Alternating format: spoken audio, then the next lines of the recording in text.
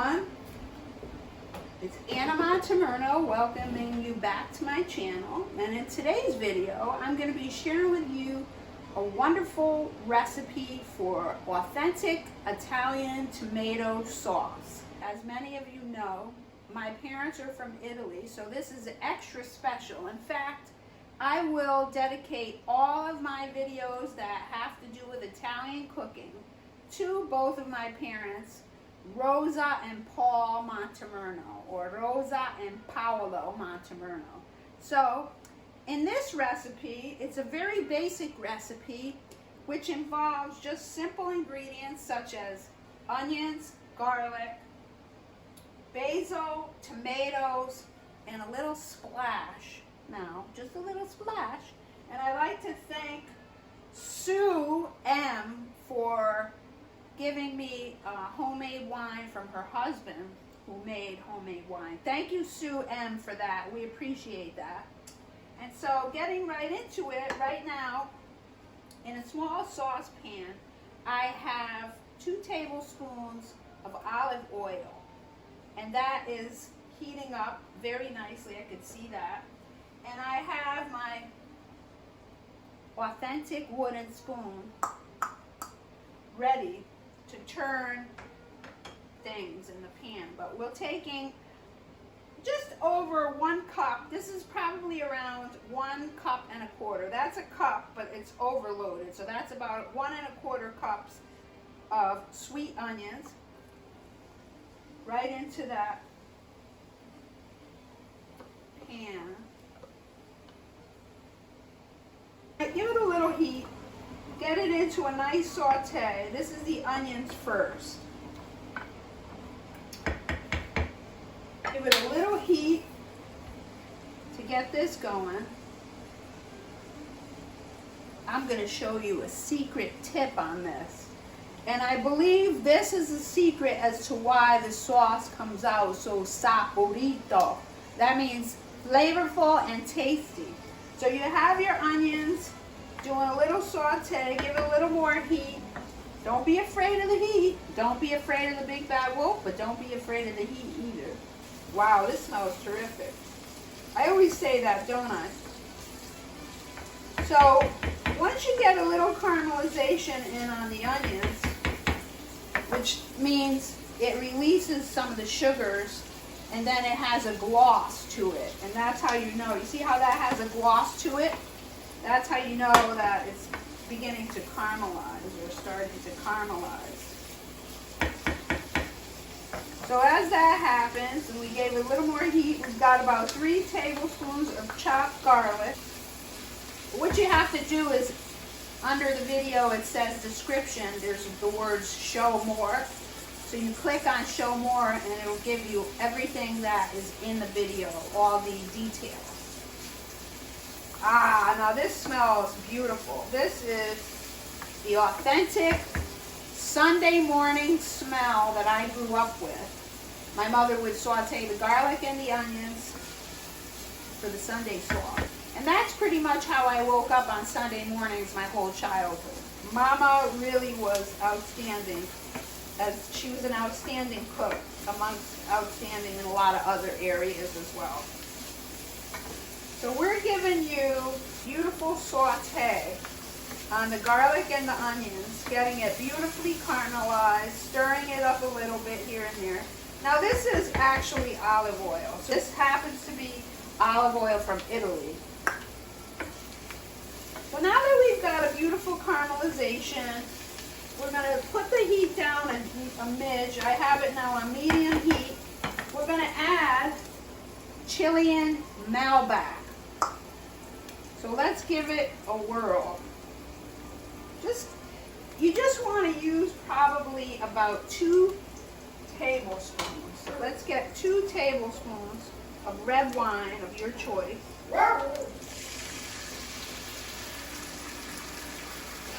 I think this is like the secret. I mean, if you want a really good sauce, 2 tablespoons or maybe even 3 tablespoons of wine is perfect. Now, we give it a little bit more of a saute, and then the sugars release and pretty much dissipate. The alcohol comes out and you're left with this beautiful, fragrant, aromatic smell, but also the flavor is second to none. Second to none. So this is a secret ingredient. I thought you would get a kick out of that. I gave it a good stir. Give it, so it's on medium heat. You want to get this really nice and caramelized. And then get ready for our next step in this recipe, which is, we're going to let this rest for a minute. After you have your onions, garlic sauteed with the olive oil and the 2 tablespoons of red wine, after it's rested a minute, you want to take it and put it in a blender, just like that. And you give it a little bit of liquid, but not much, like a dab, literally, so that it's easy to blend. Then you want to get your sauce pot ready. I put a little bit of olive oil on the bottom of that, but for this, you just want to blend this.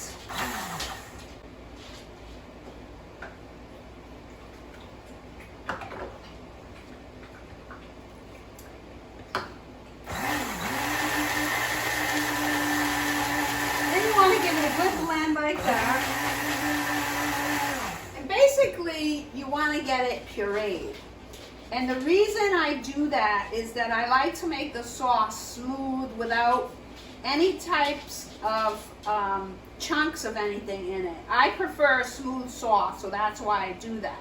You, on the other hand, if you prefer to have chunkiness in your sauce, by all means, you could leave the onions and the garlic as it is and just put it in your sauce. Now the next step with this is, I've got about 2 tablespoons of olive oil on the stove getting heated up. We're going to put it at medium heat. And what you're going to want to do is get yourself some, I use 1 can of tomato puree. This is 29 ounces. And 1 can of crushed tomatoes. And by the way, these tomatoes are from California. They're red and they're ripe. I live in Connecticut and we have an Italian importer here, and he has 2 types of extra thick canned tomatoes. One is crushed, one is puree. And I'm not sure wherever you're located if you want to look into it, but you might have an Italian import company that imports different things, and they might have tomatoes that are extra thick. And that's what I prefer, and that's because I like a more concentrated sauce. However, if you're doing keto or low carb, you want to be mindful because tomatoes actually do add up in terms of the carbohydrate count. And just for the record, when I make tomato recipes or Italian recipes that include tomato sauce, I measure it out. So I might use 3 tablespoons of sauce on my eggplant parm, which, by the way, I'm going to show you how to make gluten-free, low-carb Italian meatballs. And, wait a minute, hold it. I'm also going to show you how to make gluten-free eggplant parmesan. That's also low-carb. So stick around for that. We're in our next step of this. After you pureed your garlic and onions, that's if you wanted to. Like I said, you can keep it chunky and just add it to your tomatoes. But I use 1 29-ounce can of crushed tomatoes, and here we have it. And we have our olive oil going.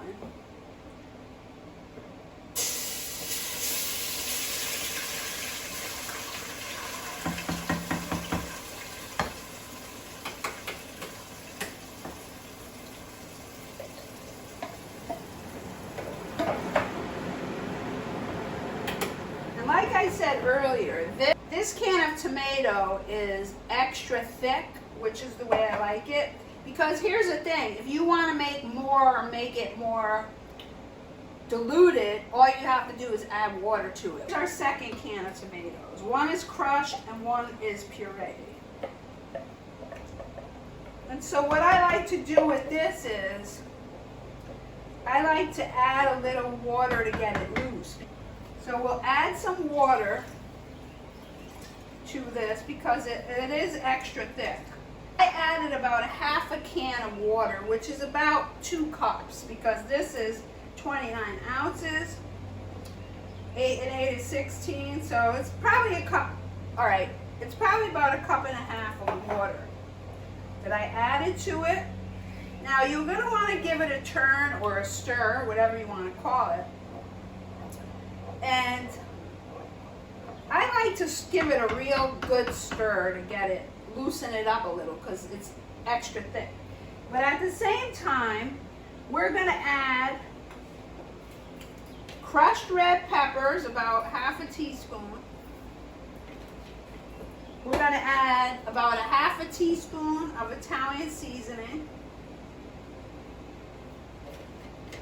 We're going to add about a half a teaspoon of pink Himalayan salt and half a teaspoon of black peppercorn, fresh ground black pepper, and another secret ingredient. There's a lot of secret ingredients lately. You notice that? And the last secret ingredient, which probably isn't that much of a secret once you hear what it is we're going to use about a quarter of a cup of fresh grated Pecorino Romano cheese imported from Italy, made from sheep's milk. This is about a quarter of a cup we're going to add.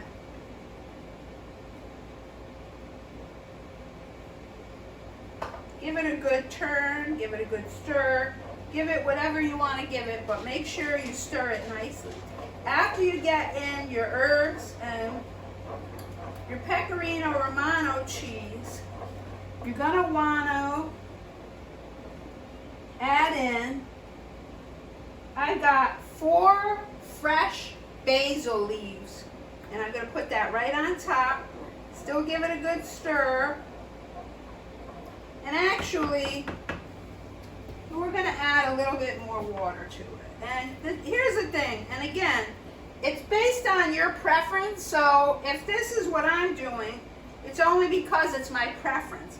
But as long as you have the basic ingredients, this is sure to please anybody. And isn't it simple? And basically what we have here is, give it a good stir. If you like it a little bit more spicy, by all means add a little bit more red crushed pepper to it.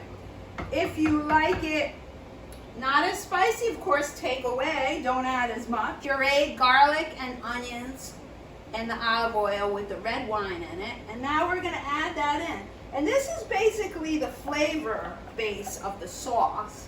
So you have got all the basic ingredients down. Give it a good stir. Give it a really good stir, because you want all the flavor to get it to, you want to have a beautiful flavor in all of the sauce, not in just a part of the sauce. So that's why I'm a big stirrer. I love to stir. In fact, I swear by stirring it while it's cooking. And I say stir it 100 times when you first got it on the stove, and 100 times at the end of it. So that way you make sure all the flavor is beautifully immersed in the whole pot of sauce. First you want to bring it to a slight boil, then you turn the heat down a little bit, and then you let it simmer for about 1 hour and 15 minutes. My mother was really big on not overcooking the sauce, because she really believed that a lot of times people overcook the sauce. Just put it this way. In my experience, I've had sauce that was cooked for hours on the stove and ended up giving me agita, which is heartburn. And my mother would always swear by the fact that a lot of times people overcook the sauce. And really, and I believe it's true to this day, I cook sauce between an hour and 15 minutes and an hour and 30 minutes, and you want to gauge it upon what you like. But I like about an hour and 15 minutes or so. So keep it on the low heat for an hour and 15 minutes or hour and a half. But I wouldn't suggest going any longer than that. Although if you prefer to, of course, go right ahead. Ultimately, it's your pot of sauce, but I have my way, you might have your way. This is a basic recipe, and I've used this in all my Italian other recipes, like we were talking about meatballs, lasagna. You know, I make food for other people. As you know, I'm on a keto diet, so I don't eat lasagna, but I do eat eggplant parmesan, and I eat of course, low carbohydrate. And like I said, I will be showing you how to do gluten-free, low carb meatballs. And also look out for my most favorite Italian dish of all, which happens to be eggplant parmesan, which is also gluten-free and low carb. So look out for that. And again, simmer your sauce for an hour and 15 minutes to an hour and 30 minutes. Take it off the stove, let it rest, give it a good stir. I say 100 stirs, and then let it cool down all the way. And then basically what you want to do is take the sauce, put it in containers, or use it if you're going to use it, but if you have leftover, put it in little containers, freeze it so that you have it when you need it, and you can just pull it out and have it. Thank you so much for watching, and also please hit the like button and the subscribe button, and hit the bell icon so you get notified for my next set of delicious recipes and tips. Thank you so much for watching. I appreciate it. Over and out. Ciao for now, and I'll see you in the next video.